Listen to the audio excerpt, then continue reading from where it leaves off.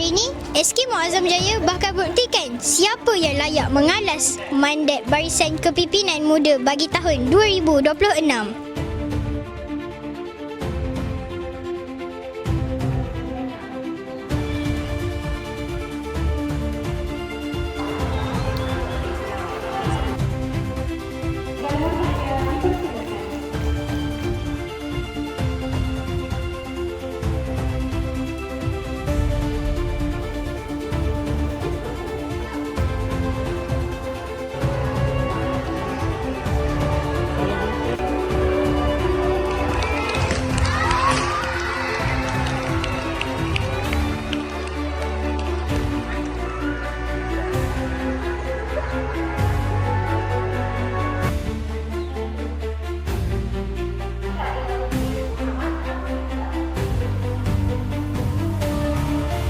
Inilah barisan pemimpin muda yang terdiri daripada pengawas sekolah, pengawas pusat sumber sekolah, pengawas kedai buku, pembimbing rakan sebaya serta ketua dan penolong ketua kelas. Segak kan?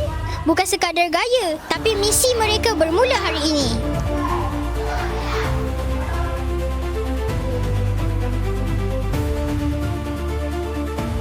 Watikah sudah diterima, amanah akan dilaksanakan.